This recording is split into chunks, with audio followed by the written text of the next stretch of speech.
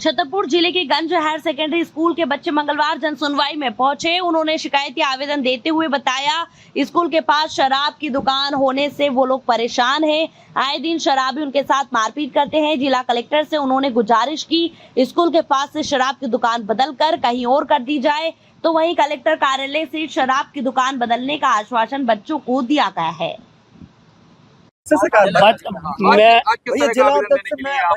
आज मैंने जो आवेदन दिया, मेरा आवेदन है कि पूरे क्षेत्र में हमारे प्रत्येक गांव में एक गांव में दो जगह दारू की दुकानें संचालित है और बाकायदा सिक्योरिटी जमा करके दारू की दुकानें संचालित हो रही हैं। खुलेआम पूरे क्षेत्र में युवा वर्ग पूरा नशे की शिकार हो रहा है और दारू के ऊपर कोई नियंत्रण नहीं है। मैं विषय लेके आया हूँ कि उनका टेंडर निरस्त किया जाए कि जो गांव-गांव दारू बिकवा रहे। और बच्चे मुझे यहाँ मिले, पिछले मंगलवार को बच्चे जन सुनवाई में आए थे।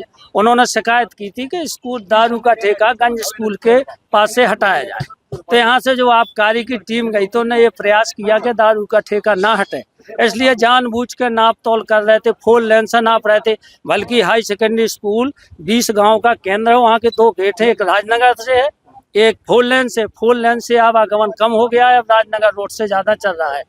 तो हमारा मतलब है कि ऐसी घटनाएं हो रही। बड़े मलारा में एक बच्ची खत्म हुई, शिकार हुई नशे के आदि व्यक्ति के कारण। इसी प्रकार की घटनाएं अन्य जगह से भी आ रही। तो क्या दारू की दुकान नहीं हटा सकते स्कूल के लिए? नहीं, ये आरोप नहीं है। अगर बच्चों को पैसा बच्चों के अपने आप आएंगे।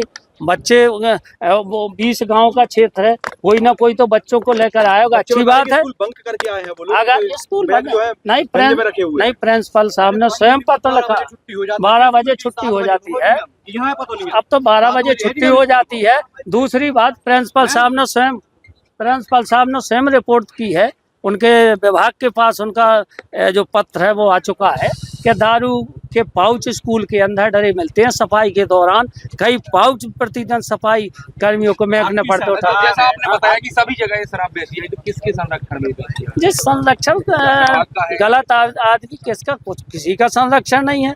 वो तो इनकी आबकारी विभाग की मिली भगत से बेची जाती है। बच्चे विधायक जी के पास भी गए, आज पुनः विधायक जी के घर पे जा रहे हैं यहाँ से लौट के। माननीय सांसद जी को भी डाक के द्वारा अवगत करा गया है, दूरभाष से भी। आज हम भी बताएंगे। जिले के सभी ठेकों का यही हाल है कि सिर्फ वहाँ वाले? अब हम तो जहाँ पर रहते हैं वहाँ की स्थिति देखते हैं कि हमारे क्षेत्र में तो बुरी हालत है।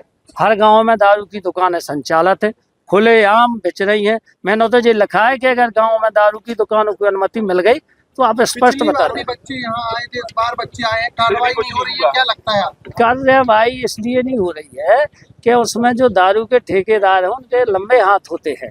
अधिकारी वर्ग जो उससे संबंधित है उनको वो किसी न किसी कारण अपने प्रभाव में रखते हैं। इसलिए आज यहाँ के जो सरमानी इंस्पेक्टर है वो तो उसी दिन गए थे। उन्होंने पूरा प्रयास किया, वहाँ पर भय का वातावरण बनाया कि कोई शिकायत करने नहीं आए, धमकी दी।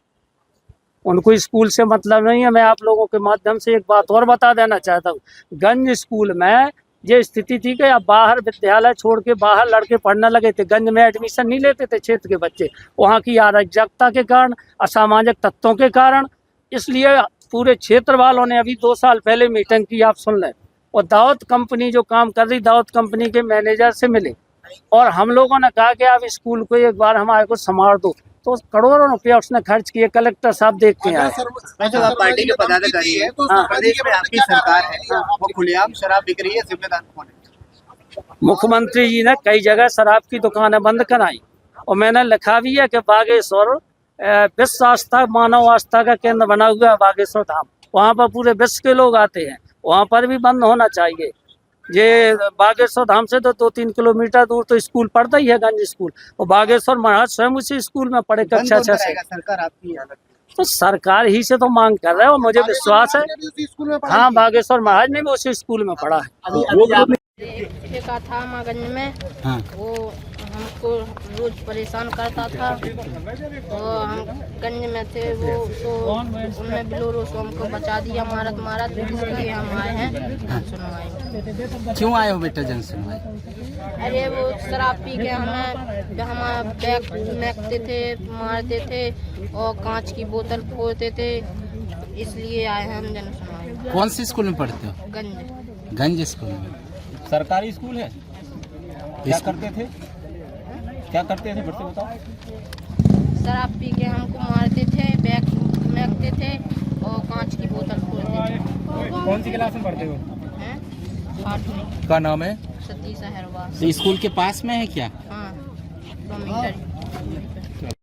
डीएम साहब को भी पत्र लिखा था किस संबंध में? इसी संदर्भ में स्कूल के पास में। कब तक हटाया जाएगा मैम? बार बार बच्चे आ रहे हैं। मैं वही तो आपसे कह रही हूँ कि जो प्राचार्य जो शराब की दुकान हटाने के लिए आवेदन आया है वो जांच में ऑलरेडी है और संभवतः आज या कल में रिपोर्ट भी हमारे पास आ जाएगी। और बच्चों का इस्तेमाल किया जा रहा है, उसमें क्या किया जाएगा? आप ये छतरपुर के सिविल लाइन थाना अंतर्गत सटई रोड पर होमगार्ड पेट्रोल पंप के पास 2 लोगों के साथ करीब 10 लोगों ने की मारपीट। विनय तिवारी और अमर पटेल के साथ बिजली नेता लाले शिवहरे के पुत्र निखिल शिवहरे एवं कैलाश कुशवाहा ने मारपीट कर दी। सिविल लाइन थाना पुलिस ने विनय तिवारी की शिकायत पर निखिल शिवहरे, कैलाश कुशवाहा एवं 2 अन्य के खिलाफ मामला दर्ज किया। निखिल के पास उसके पिता की लाइसेंसी बंदूक भी थी और कट्टे से एक हवाई फायरिंग भी हुई है। जिम से निकलने के बाद हुआ था विवाद। फिलहाल पूरे मामले में सिविल लाइन थाना प्रभारी वाल्मीकि चौबे ने बताया कि फरियादी की शिकायत पर बीएनएस की सुसंगत धाराओं में मामला पंजीबद्ध कर विवेचना में लिया गया है।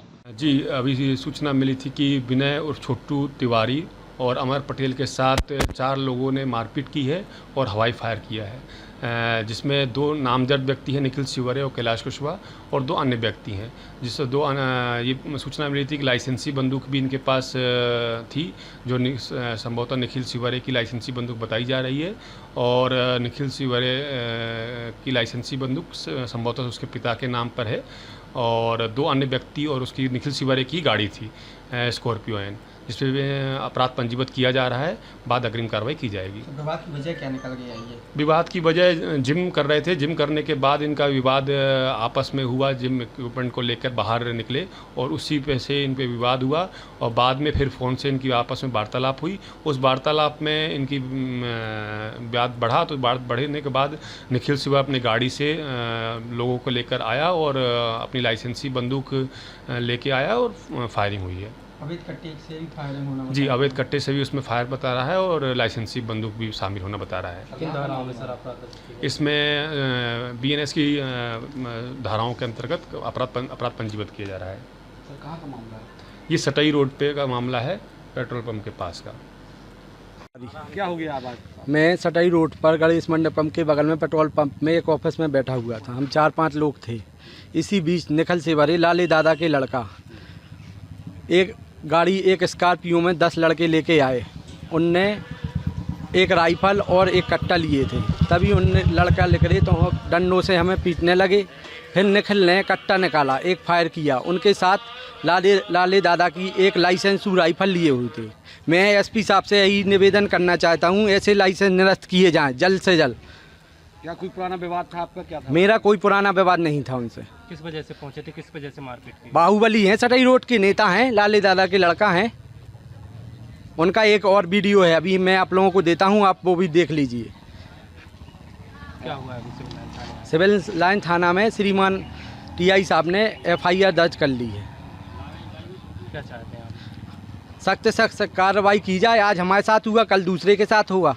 कितने लोग थे? 10 लोग थे, गाड़ी स्कॉर्पियो में थे, राइफल लिए थे, बंदूक लिए थे, कट्टा लिए थे, सब लेके आए थे। बिल्कुल आपके साथ कैसे मारपीट की है? और हमारे साथ डंडों से मारपीट की है और उनने एक कट्टे से हवाई फायर किया है और लाइसेंसू बंदूक भी लिए थे वो साथ में। और कोई था आपके साथ में? और हमारे साथ अमर पटेल था एक, उसके साथ भी मारपीट? हाँ उसके साथ भी मारपीट हुई है। कहाँ पर चोटें आई हैं? हमारे हाथ में चोट आई है, और दूसरे के अमर पटेल के? उसके नहीं आई है चोट। मैरिज गार्डन से 2.5 साल की बच्ची का अपहरण। झांसी से मां के साथ बच्ची लाई थी मौसी की शादी समारोह में शामिल होने। गार्डन के सीसीटीवी कैमरे में जाता हुआ दिखा एक युवक। पुलिस ने सीसीटीवी में दिख रहे आरोपी को तलाश कर पकड़ा। कुछ घंटों के बाद आरोपी सहित बच्ची को सही सलामत किया बरामद। पुलिस आरोपी से पूछताछ में जुटी। कामपू थाना क्षेत्र के गुड़ी गुड़ा स्थित बाबा मैरिज गार्डन की देर रात की है यहाँ पूरी घटना। बसई उप तहसील के बस स्टैंड स्थित दुकानों में लगी भीषण आग। बाजार बंद होने के बाद रात 11 बजे के बाद लगी भीषण आग। दमकल कर्मियों ने 4 घंटे की कड़ी मशक्कत के बाद पाया आग पर काबू। 1 दर्जन से अधिक दुकानों में रखा लाखों रुपए का सामान जलकर हुआ खाक। आग लगने के कारण की स्थिति अभी नहीं हो सकी स्पष्ट। दुकान मालिकों का अनुमान, असामाजिक तत्व ने जानबूझकर दुकानों में लगाई आग।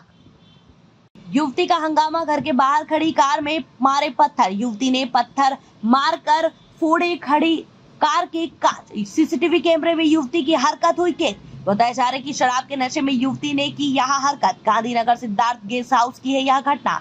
पड़ाव थाना क्षेत्र का है यह पूरा मामला।